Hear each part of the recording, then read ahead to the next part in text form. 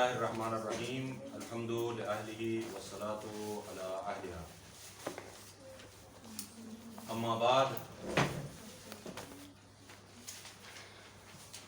قال تبارک و تعالی فی قرآن المجید و فرقان الحمید و قولہ الحق بسم اللہ الرحمن الرحیم یا ایہا الذین آمنوا کتب علیکم الصیام کما کتب علی الذین من قبلکم لعلکم تتقون۔ آج اسلام میں جو محرمات ہے ان محرمات میں سے ایک حرام چیز غیبت ہے۔ اخلاقی برائیوں میں سے ایک جو ہے برائی غیبت ہے، جس کی تعریف سے آپ سب جو ہے آگاہ ہے، سب جو ہے جانتی ہے۔ غیبت اسلام میں حرام ہے، ناجائز ہے، درست نہیں ہے، گناہ کبیرہ ہے۔ لیکن انسان کے لیے چند موارد ایسے ہیں جن موارد میں انسان کے لیے غیبت کرنا جائز ہے، جن کو کہتے ہیں مستثنیات غیبت۔ یہ لفظ بھی لفظ غیبت نہیں پڑھو بلکہ لفظ غیبت، غین پہ کسرے کے ساتھ۔ غیبت تو حرام ہے، ناجائز ہے، درست نہیں ہے، مگر چند موارد ایسے ہیں، تقریباً 10 موارد ایسے ہیں کہ جن 10 موارد میں انسان کے لیے غیبت کرنا کیا ہوتا ہے، جائز ہوتا ہے۔ ان 10 موارد میں سے جو پہلا مورد ہے، جو پہلی جگہ ہے، وہ نصح المستشیر۔ نصح المستشیر، مشورہ لینے والے انسان کے لیے غیبت کی شکل میں نصیحت کرنا۔ ایک لڑکی آپ کے پاس آئی ہے اور آپ سے اپنے رشتے کے سلسلے میں، اس لڑکے کے سلسلے میں جس سے اس کا عقد ہونے والا ہے یا اس کا رشتہ ہونا ہے، اس کے سلسلے میں آپ سے مشورہ لیتی ہے، اور آپ کو ایک بہترین مشاور، ایک بہترین مشورہ دینے والا سمجھ کے آپ کے پاس آئی ہے، اور اس لڑکے کے بارے میں آپ کو معلومات ہے، اس میں کیا کیا خوبیاں ہیں اور کیا کیا برائیاں ہیں، کیا کیا خامیاں ہیں اور کیا کیا خوبیاں ہیں۔ تو ایسی صورت میں اس لڑکی کو نصیحت کرنا، یعنی اس لڑکے کی برائیوں کو بیان کرنا شریعت میں جائز ہے یا جائز نہیں ہے؟ جائز ہے۔ جی ہاں، شریعت میں جائز ہے۔ یہ غیبت کا جو ہے پہلا مورد ہے، پہلی جگہ ہے جہاں پر انسان کا غیبت کرنا جائز ہے۔ اسی طرح برعکس مسئلے میں بھی وہی ہے، نصح المستشیر۔ ایک لڑکا آپ کے پاس آتا ہے اور اس لڑکی کے سلسلے میں آپ سے مشورہ لیتا ہے کہ فلانا لڑکی سے میں نے رشتہ کرنا ہے، اور اس لڑکی کے بارے میں آپ اچھے خاصے معلومات رکھتے ہیں، اس کی سیرت کو بھی جانتے ہیں اور اس کی صورت کو بھی جانتے ہیں، لذا اس کی سیرت کے سلسلے میں جو ہے مجھے بیان کیجئے اور اس کے صورت کے سلسلے میں مجھے جو ہے بیان کیجئے۔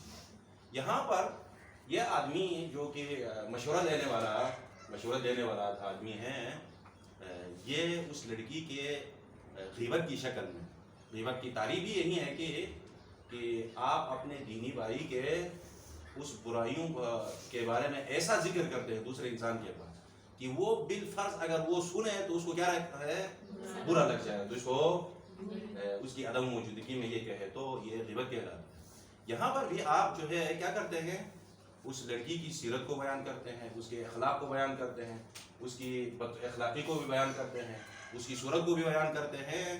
تو اگر یہ چیزیں اس لڑکی کو، اگر یہ لڑکی سنے تو قطعی طور پر اس کو برا لگتا ہو تو ٹھیک ہے، برا لگے تو برا لگے، لیکن شریعت میں یہ کیا ہے، غیبت بھی شریعت میں جائز ہے۔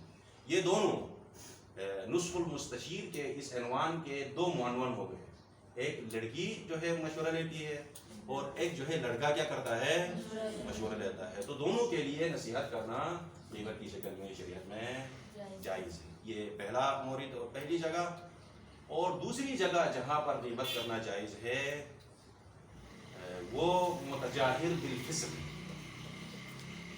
متجاہر بالفسق، ایک انسان گناہ انجام دیتا ہے لیکن وہ چھپ کے گناہ انجام دیتا ہے، چھپ کے گناہ انجام دینے والے کی کسی بھی صورت میں غیبت جائز نہیں ہے.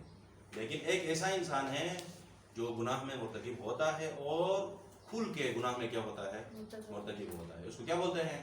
متجاہر بالفسق، یعنی گندا کام، فاسقانہ کام، غلط کام بے بانگ دہل انجام دیتا ہے. یعنی کھل کے جو ہے برملا کر کے ڈنگے کے چوٹ پہ فرض کرو شراب پیتا ہے اور کہتا ہے کہ میں شراب پی لیتا ہوں. تارک الصلاۃ ہے اور کھل کے کہتا ہے کہ میں نماز جو ہے نہیں پڑھتا ہوں. اسی طریقے سے روزہ نہیں رکھتا ہے.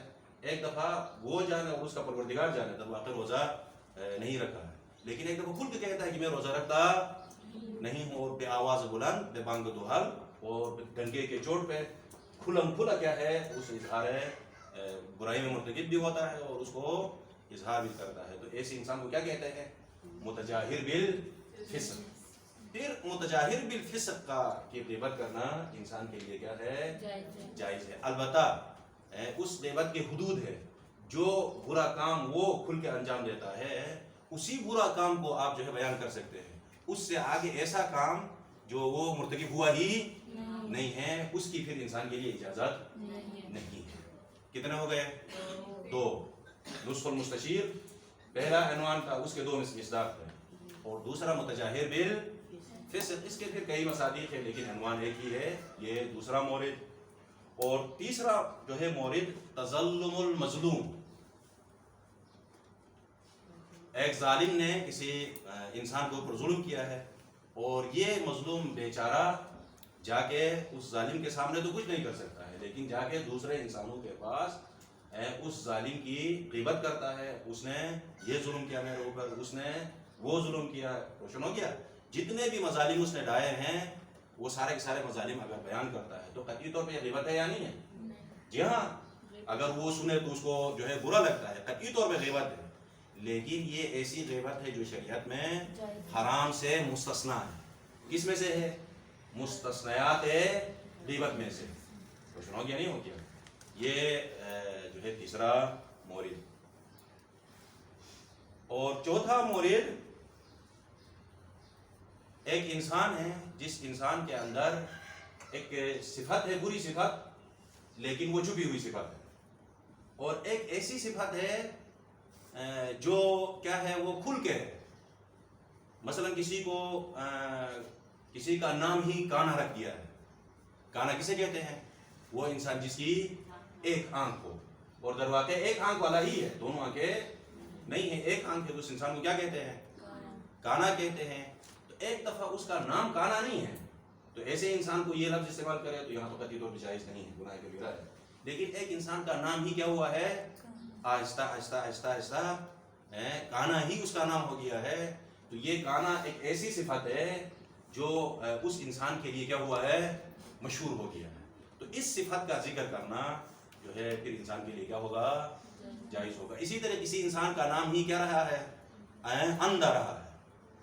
اگر کسی انسان کا صفت بارز ہی اگر اندھا ہے تو پھر اس اندھے کے ذریعے سے اس کو پکار سکتے ہیں، یا کسی دوسرے انسان کے پاس جو ہے فلان آدمی نے کہا ہے تو اس آدمی کی جگہ میں کیا کہے؟ یہ صفت کا جو ہے ذکر کرے. یہ بھی اسلام میں جائز ہے. کتنے جو ہے صفات ہو گئے؟ مستثنیات غیبت کتنی ہو گئی؟ یہ 4.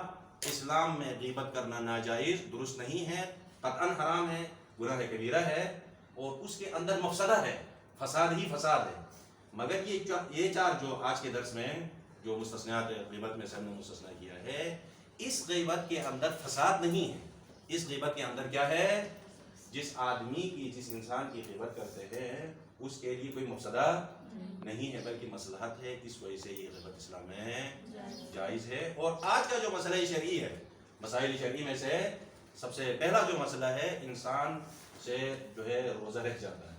روزہ اگر اس سال رہ جاتا ہے یا پچھلے سال روزے رہ گئے ہیں تو کیا اس کا قضا کرنا واجب فوری میں سے ہے یا قضا کرنا واجب فوری میں سے نہیں ہے؟ واجب فوری ایسے واجبات کو کہتے ہیں جن کو بالفور بجا لانا کیا ہوتا ہے؟ واجب ہوتا ہے. یہ واجب بالفوری اور واجب غیر فوری کس کے اقسام میں سے ہے؟ واجب غیر موقت کے اقسام میں سے ہے. واجب موقت ہے یا غیر موقت ہے، پھر موقت یا مضیق ہے یا موسع ہے، پھر جو غیر موقت ہے یا واجب فوری ہے یا واجب غیر فوری ہے. سنو گے جیسے کہ رد السلام واجب فوری میں سے تھا، اسی طریقے سے رد الامانہ واجب فوری میں سے تھا، اور کون سا واجب فوری میں سے تھا؟ مسجد سے نجاست، ازالۃ النجاست عن المسجد، مسجد سے میں اگر کوئی نجاست پیدا ہو گئی ہو تو اس کو دور کرنا، یہ کس میں سے تھا؟ واجب فوری میں سے۔